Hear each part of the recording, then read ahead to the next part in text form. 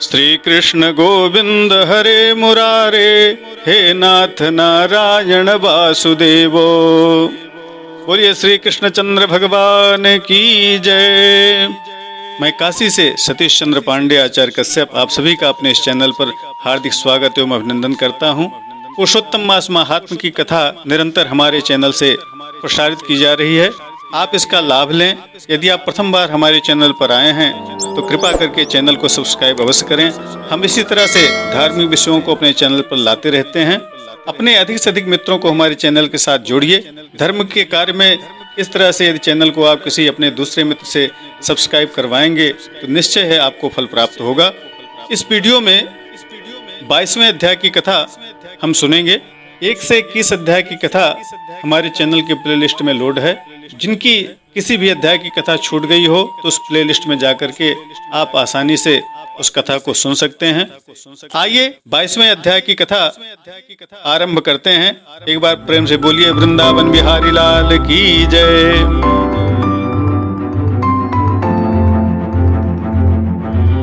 द्वाविंशोऽध्यायः। राजोवाचो पुरुषोत्तमस्य नियमान् भृतीनां वद विस्तरात्। किं भोज्यं किमभोज्यं वा वर्जावर्जे तपोधनो। श्रीनारायण उवाच स एवं भगवान् पृष्टो भूभृता मुनिर्वाल्मीकिः पुंसां निःश्रेयसे नूनं तमावमानयन्।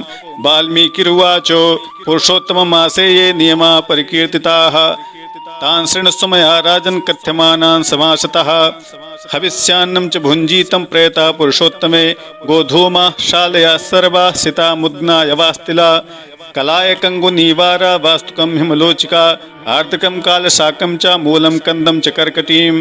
राजा दृढ़धनवा बोले, हे तपोधन वाल्मीकि जी, पुरुषोत्तम मास महात्म का जो विधान हो, इसके व्रत का जो विधान हो, जो सारे नियम हो, वह सब कुछ आप मुझसे कहिए।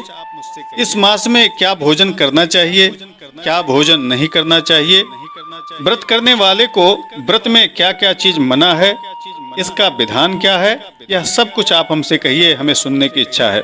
श्री नारायण बोले, इस प्रकार दृढ़धनवा ने वाल्मीकि मुनि से पूछा।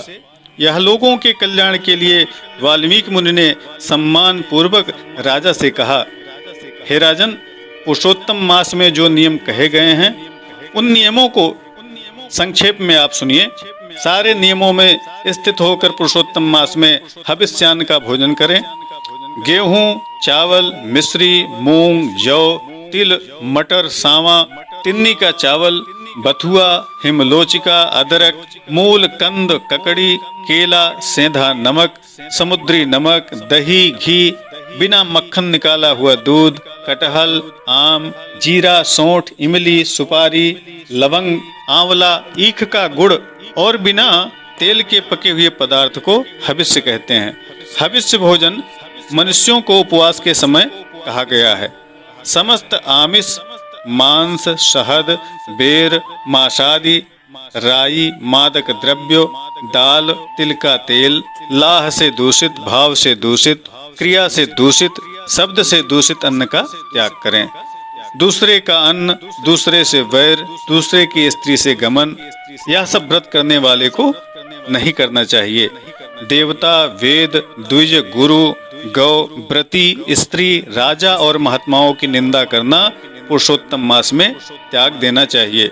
सूतक का अन्न मांस तुल्य है। फलों में जम्बीरी, नींबू, धान्यों में मसूर की दाल, बासी अन्न सब मांस तुल्य कहे गए हैं।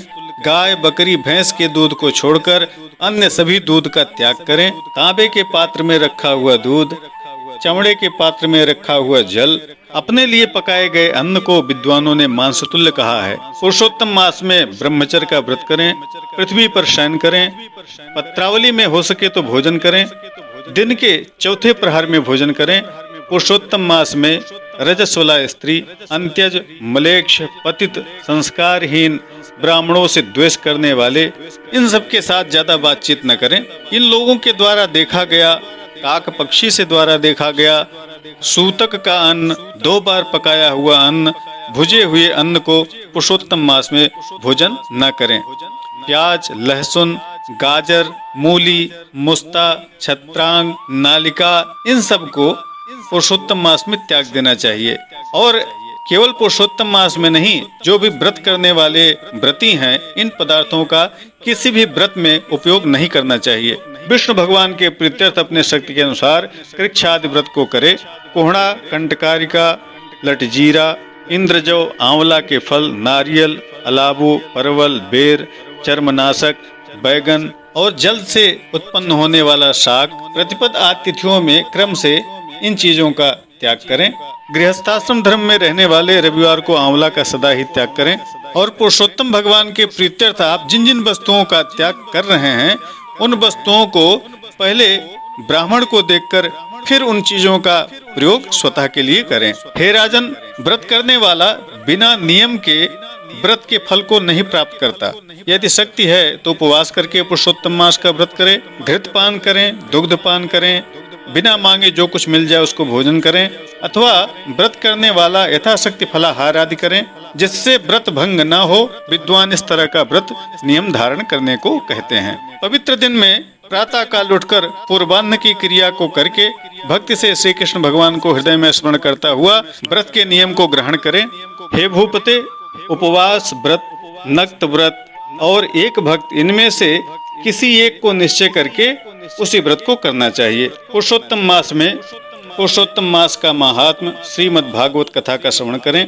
पुरुषोत्तम मास में 1,00,000 तुलसी दल से भगवान शालिग्राम का पूजन करने से अत्यंत पुण्य फल होता है। श्री पुरुषोत्तम मास में कथनानुसार व्रत में स्थित व्रती को देखकर यमदूत सिंह को देखकर हाथी के समान भाग जाते हैं। हे राजन, यह पुरुषोत्तम मास व्रत 100 यज्ञों से भी श्रेष्ठ है, क्योंकि यज्ञ के करने से स्वर्ग की प्राप्ति होती है और पुरुषोत्तम मास व्रत करने से गोलोक की प्राप्ति होती है।